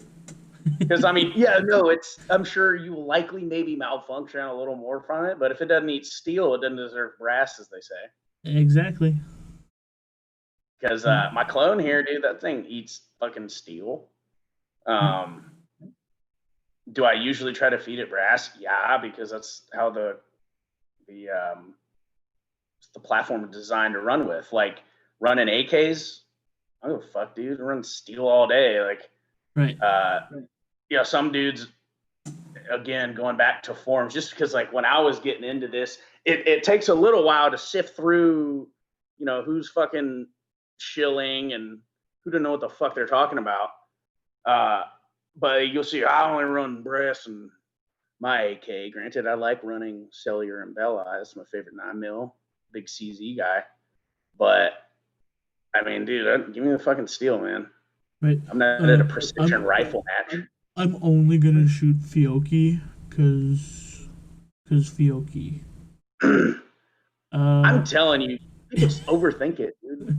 Yeah. I'm only going to shoot whatever the fuck I can buy for cheaper. If it's brass, great. Especially now. Right. Yeah. Let's just say I'm just not shooting right now. I'm being somewhat selective, just trying to re-up that 5.45 right now. But people get real into the weeds about the ammo. Like, granted, there's something to be said about if you're running like an 11.5 AR, your terminal ballistics going to be better with a 77 grain. Yeah, but dude, you're fucking shooting at paper right now. Why are you fucking worried about that? You know what? I don't care. If you're shooting at fucking people, you're not going to have ideal fucking conditions. You're not going to have time to sit there and make sure all your ammo is seated perfectly to the back. You're going to be the first these people who are like that are going to be the first motherfucker who go up and hit the mag release instead of the fucking safety. And I say that because I did it recently. Comical. But just one of those things. Just go up and put up and just, you son of a, really? Man, it's a lot of, especially in the prepping and even, sort of our side of things, there's just, people fucking love just discussing and theorizing more than just going out there and learning and shit, Right. It's like, dude, you got a fucking 10.3 AR. Aren't you worried about not being able to hit something at 500? Be like, dude, I'm going to fucking prison if I kill someone from 500 yards away right now. So I'm not worried about it. Yeah. Like that, dude, I train like 100 and in. Like, like if you're shooting somebody inside of 50 yards, okay. If you're shooting somebody inside of, outside of 50 yards, you're going to fucking jail. Like, you had plenty of room to retreat. Yeah. You don't have to retreat first, but come on. You're going to answer to a fucking jury. Right. And kind of like Kyle, luckily, these Marxists are dummies and fucking film everything that they're doing wrong.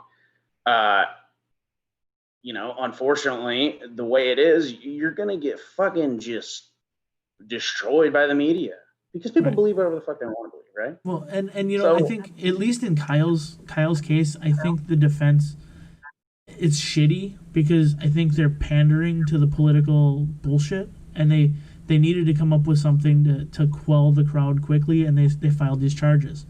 If you read the actual criminal complaint or the just cause statements, they wrote it in a way that the shittiest of lawyer could go in there and say self-defense. 100%. I mean, and he got a fucking bomb-ass lawyer. Yeah. Who got that kid paid by CNN. Yeah, yep. So, Linwood or whatever. Yeah, dude, it's like the LPVO thing, like, they're great. I'm sure, target identification definitely matters. I haven't fucked with one. I may put the primary arms ACSS on the 74 because I do like that reticle. But dude, I'm not zooming in at 6x in my house. Right. I mean, I literally put a red dot, a new red dot on the AR like 3-4 weeks ago. Went to the range and it was like this thing was so dialed out it wasn't even funny. So that's another thing. Like, I'm shooting at the paper from like 15 yards away, and I'm like, where the fuck am I hitting? And the RSO comes up behind me and he goes, "You're hitting my ceiling. Stop it. Stop it, Voda. Like, Jesus Christ. Like, I had to spin the dial like 6 fucking times to get it on paper. I actually, when I got one of my 74s for the first time, I was used to like it coming from like an Arsenal or something where they already like zero it. Yeah. And then I was at the range with irons. I'm like, dude, am I fucking hitting? I can't see it. And like, I was so pissed. And I was like, wait a minute. I got to adjust the front sight. I'm stupid. They didn't do that. But, with going back to kind of the defense thing, I mean, you got that couple in St. Louis who ironically voted far left, I believe. Yeah, Ken and Karen, Yeah, man, coming out like a boss with that fucking Colt. I mean, even they dude, they literally broke into that fucking neighborhood.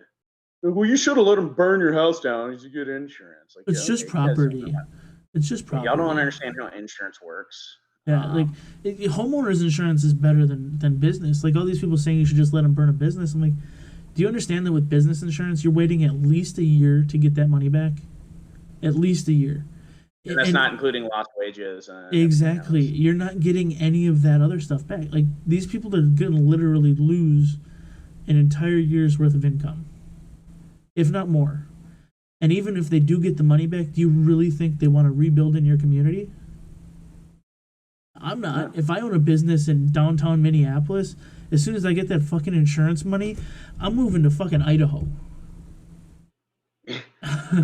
Yeah, man, go out to like Montana and shit. Right. I'm like out get of some here. land out there.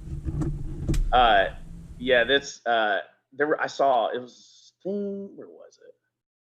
It might have been Minneapolis. I don't know, man. It's going on everywhere now. But it was a business owner, obviously a programmed fucking NPC, was like cheering on the right, fucking whatever.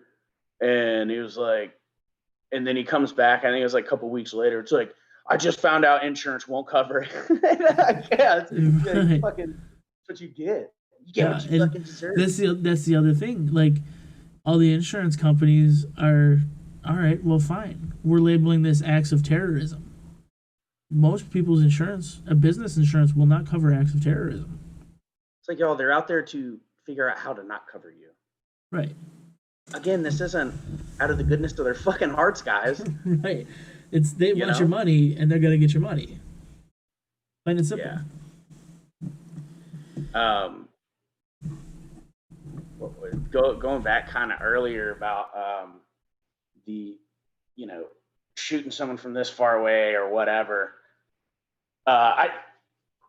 It's gonna be, if you're involved in it at all, and for a fucking battle, because they're gonna go into your past and fuck you, whether you did anything or not. They'll just make shit up. I mean, look at Trump, man. They literally lying all the time. Well, there's in today's society. Well, if you don't get your way, you just lie about it, right? Just lie your way into it. Fake it till you make it. Lie about everything. It's just the way it is. That's how they do it. Yeah. That's how they've been taught. This is a society of fucking children who were never told no in the checkout aisle. They always got the fucking candy bar. And the boomers, some of them are woke, I would say. My father's one of them, for the most part, and like some of his friends. But a lot of them, they like to, you fucking millennials like me and all that. I'm like, well, and my dad will even say it. Hey, our generation allowed this shit to happen. Yeah, y'all are the ones that fucked it up. Yeah. You taught these motherfuckers this shit. So you can't go back. It takes time. Huh? You can't go back. It just takes time. Yeah, especially on doing anything. And talking about government rights, you give them anything, like all this mask bullshit and mandates, dude. They now know how far they can push you. Yeah. How fucking easy it is, dude. We're not gonna get a lot of this shit back. Oh, no. No. Once you give them power, you don't get it back. Once you accept it, Yeah. once you show them that you're willing to accept it, they're just going to keep going and they're going to push harder. That's what they do. And that's, uh, regardless of where you stand on religion. I mean, I'm a Christian, but for them, that is their religion, is the state Yep. and the agenda. That is. And dude, they fucking go ham at it. And unfortunately, a lot of people that either love liberty or think they do, don't quite understand the whole picture. They just continue to allow it to happen. And at some point, you just got to be like, yeah, I don't give a fuck. Right. Call me what you want, label me what you want. I really don't fucking care anymore. This little dumb law about this or that, I don't care. Nope. Non-compliance, dude, it fucking works. Yeah, it does. I mean, I'm guilty of it though too. Like, I put my mask on when I go to work because it's what they fucking require, and I'm like, right, I have to. I gotta it's fucking do it. I have to have a job. I have to pay for my kids. I can't let my kids suffer because I want to make a statement. So, it's what I gotta do. And everybody, there's a couple guys that I work with that know me, and they're like, I can't believe you would wear a mask. I'm like, well, there's something to be said for gray man theory too. The nail that sticks out gets hammered. Exactly, man. Yeah, it's yeah. Well, I'm surprised. Well, I know murders and stuff like that, especially in Atlanta, have gone up, but like, surprised just the classic armed robbery hasn't gone up. Right, with the whole bank robber chic thing going on, like it's in style. Like, look at nowadays, like, it's completely normal, and you're completely happy to see it, or you don't even, not even necessarily happy, but like, it doesn't affect you at all. Seeing somebody get out of their car, stand up, start walking into a building, and pull a mask up over their face. Like, this doesn't seem weird to you at all. Like, I used to take my mask. Like, I ride a Harley, so when it's cooler out, I wear half helmet, whatever. So I always had like a face mask on. I would take my face mask off before I even got close to a building. And now it's like, oh, no, sir, please wear your mask. Yeah, you get a weird look before public started like mandating it. And I could walk in and just tell them to fuck off and keep going, but what the fuck ever. It's your little policy to shop there. I'm not going to cause trouble. Well, I get it. You're all programmed. Even the thing, I can understand if a business says to do it. It's their business. That's completely that their goes down choice. Probably to insurance and shit like that. Right. I mean, it's their business. It's their ability to choose what they want to do with it, and it's also my ability to just not shop there. But when you make it mandatory that I got to wear a mask for the first 5 feet that I'm in a fucking restaurant because somehow the virus knows that I'm walking to my table and not actually sitting at it. Yeah. That's fucked up. I mean, plain and simple. Like, dude, come on, y'all. Well, my high school football coaches used to say, sense ain't common. So, this is like real basic shit. How does this make sense to any of you? Yeah. And I'm not saying this just because I'm like a Mr. I'm right all the time or anything like that. But I, as many other people did, I called it right from the beginning. I was like, this is fucking bullshit.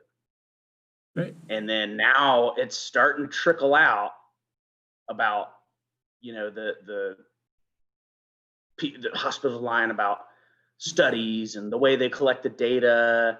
And then now these emails with Nashville where literally they're conspiring. I mean, it has their fucking names on there. I think, shout out to whoever the fuck leaked that because that's awesome.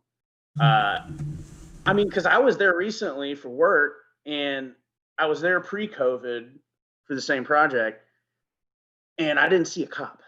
Dude, they were on every street corner ready to fuck someone without a mask. Right. That's ridiculous. And I'm like, dude, this is just like, we're just living in 1984. Orwell, of course. Right. But it's just nuts. I'm like, that's what you're fucking worried about. Not not people getting jumped and shit that matters that you could people would no, like before. like you can't get a cop down Printer's Alley for Christ's sakes, but you guys are sitting on the fucking corner, down here right on the main street. Yeah. It's insane. Like the way how much shit has changed. Well, and everybody keeps talking about this new normal. I'm like, fuck this. This is not normal.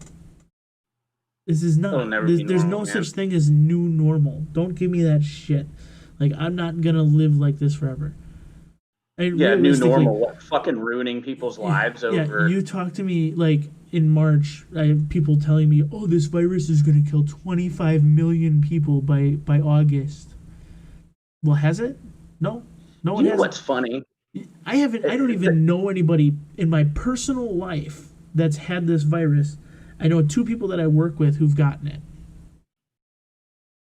I haven't gotten it. I haven't used. I used hand sanitizer for the first time since the start of COVID, like yesterday, because I went to the dentist and they forced me to use the damn shit. I know someone that got over it, and I'm pretty positive. It was like around between November and like end of January or so. Dude, everyone was sick, and I never get sick. And it was like the worst flu ever. It was the weird upper really respiratory infection. Yeah. Yeah. Me and my girlfriend had it. And then almost everybody that I talked to was like, yeah, I had a really bad one around that time. And then the reports didn't come out until, fucking March-ish. February, I guess, if you were looking at videos from China and whatnot. But I'm like, dude, so many people fucking had that already. I have a buddy who already had swine flu when that happened. Right. He played for Georgia Southern, and his coach told him, all right, just rest up. Took him 2 weeks. I mean, that shit was pretty terrible. And you remember they're saying, oh, it's gonna live on metal surfaces. Wait, no, it doesn't. Well, nobody knows. Like the reality is, right? If anybody could just take a look at it from a virology standpoint and just realize what family of virus this is, you'd realize, number one, everybody talks, oh, in summer it's going to go away because of the heat. Like, do you not know about MERS? Like, it's the same fucking family virus, been in Afghanistan and the fucking Middle East for 16 years. It ain't going anywhere in the fucking desert heat. It ain't going to go away in the summer. And then SARS, the fucking chicken virus over there in China, this shit's been going on for what, 18, 20 years? It doesn't go away. It's still here. You're going to live with it for the rest of your life. But now they've created all these people who are so fucking afraid of this thing. There's people that literally are now agoraphobic, won't leave their house because they just don't want to go out and deal with it. Right. Good. Sit the fuck home, but doesn't mean I need to. And what's hilarious is somebody, I think it was it was some top virologist expert, and I'm surprised I heard it on an Atlanta news station that I had a buddy worked for, and he's a conservative, but he had to hide that. Anyways, they're really obvious in their messaging, and even they were reporting. One of these experts was like, well, we might need to look at herd immunity. I'm like, wait a minute, I thought we couldn't do that, like the way we've done everything virus else. Ever. Right. Yeah, and it does. You need to get to 70% in order to reduce the infection rate, and eventually everybody gets it, and there's going to be people who are going to get it a second time because people's immune systems. Everybody's different. Imagine that. Yeah, what's crazy is I'm reading a series of books, and I read the first 2. It's called the Kelly Turnbull series. I forgot the author's exact name, but it's he was a ranger and whatnot. So what these are basically, the first one was like, I think supposed to be like 2 years from now, but it was like as if Hillary had won and all that. And if the U.S. split up, and so you got the blue states, people have talked about doing it to California. If the blue states split up, new capitals, like the U.S. capital moved down to Dallas, whatnot, and he goes in and he was like a former SF guy, whatever. It's hilarious. like it has like a lot of it's like an action novel, but it has a lot of comic relief because he like pokes fun at the whole PC thing, like very accurately, and it's like scary to see how through the series how much of it, even in this short period of time, has come true. And I'm on one right now that's about like a big ass virus. I'm like, well, that's interesting timing. But it's funny how, you know, our authors and things like that can like see this shit coming. But It sounds like do you you need to think start reading that's ahead. a possibility? The U.S. splitting up at any point? I don't. I really don't. I think it's either gonna stay together and we're just gonna fucking work through the shit, or it's gonna completely sever and it's not gonna be the United States. It's gonna be the people versus the government versus every foreign nation who sees the weakness coming in. Because let's make no doubt about it, if this country dives into civil war, there are countries all over the world right now that are waiting to dive in and take over. And if you have the people fighting the people and the government trying to quell the people, they're going to be pulled in too many directions to actually fight an actual war on our shores. And Yeah. we're going to open ourselves up for 20 to 50 fucking years of fighting to maintain our sovereignty as a nation while in the midst of a civil war. It's not going to be pretty. Millions of people are going to die. And I don't see it being a breakup moment. I see it being a reset. I think everything has to reset. Mm-hmm. You know, this experiment has run its course almost at this point. You know, it really has. It has to start over. When you brought up the, you know, foreign nations taking advantage of it, you better bet your ass Cuba's about to be a staging area once again. Right. Because my mom's from Miami, and she told me about, you know, during the Cuban Missile Crisis, like what was going on down there. Dude, it's like insane to think we were fucking this close. Yeah. Way to go, CIA, fucking up your raid. What blows my mind, I saw somebody at my job, not my department or anything, has a fucking Che Guevara sticker on his window. Yeah, people just aren't intelligent. They don't even know what they're promoting. They're promoting propaganda or an idea, but they don't understand the history behind it, and it's disturbing. It's insane because, like we were talking about earlier, the public schools, man, they don't teach real fucking history.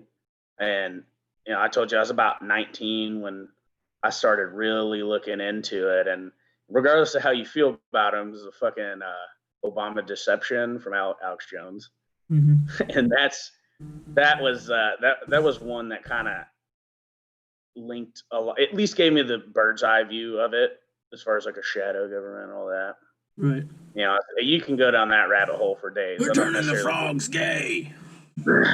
What's funny is that's like sort of true, like what he was saying. If you just take frogs and turn it to kids, boom. But he, fuck, where was I going with this? I totally forgot. The Obama indoctrination. Yeah, so I was in my international terrorism class, and like I would hear. It was a good class for the most part, but you know, when they officially explain things like 9/11 and give the government version, sitting there like, oh my fucking god. And like I was super surprised by one professor he was super hard on people, and I pegged him as like, this guy's definitely kind of toward the left. But I wrote a paper on the Gulf of Tonkin and how that was also bullshit. From like, you had to find like firsthand documents. You know, it's not easy to find a firsthand document that like totally contradicts what we've all been told. But it's like most schools, man, they'll just teach that and not even think twice about it. Yep, the Vietnamese tried to sink our shit. All right. Anyways, like he's like, whoa, hang on, let's look at it a little bit. Why would they? You know what I mean? Right. Nobody thinks critically for the most part. Yeah, critical thinking is gone by the wayside for sure. But see, we've been going at this for almost 2 hours now. I think you've broken a record for me. Record breakers, baby. yeah, break it. So, you know, I don't want to keep you too much longer. I think this has been an awesome conversation. I'd love to have you back another time and get into the weeds on some more shit sometime. You know. Absolutely. I just wanna, you know, give you your time. I don't know. I think you're an hour ahead of me. So what? It's 11 o'clock by you. Yeah, it's all good, man.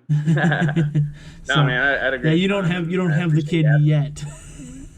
Yeah. Yeah, that'll all change. For a while longer. We'll do this in January again, and we'll start at 8. I bet you we'll be on here for 45 minutes. Oh, for sure. The kid's sleeping. I gotta go. Yeah, I hope he's quiet. We'll see. Yeah, it's feast or famine usually. So, thanks for coming on. You know, it's been a great conversation. For everybody who's been watching along, having me, I do appreciate having a it. conversation, you know, thanks for sticking with us. You know, check out this guy, you know, Instagram, coach_tuck22. I believe your website for Iron Curtain Apparel is Iron Curtain Apparel. We're on Instagram as well. Yeah. I think your website's ironcurtainapparel.bigcartel.com. Bigcartel.com, yeah. We got some big stuff cooking up with a big hitter in that arena as well very soon. So keep an eye out, guys. Perfect. You know, I look forward to seeing Show and Tuck kick back up. Oh yeah, we're about to go ham at it, baby. Yeah, it's been a minute, but we're gonna get back at it. Yeah, I think everybody's missing the good times, the fun, you know. Yeah, you know, yeah, we do too. It's always entertaining, you know. That's all it's about. So, just want to say, you know, again, thanks for your time. Thanks for hanging out, having the conversation with us, and definitely, like I said, we got to do this again. You know, maybe 100%, plan on doing a little bit of a shit show coming up here one of these days. You know, get a bunch of people on, just let it go crazy. So, yeah, man, I do appreciate it. Appreciate you. Take it easy. I guess I'm not big into football, but I'll say go miss for you. Go Rebs. There you go. All right, man. I appreciate it. And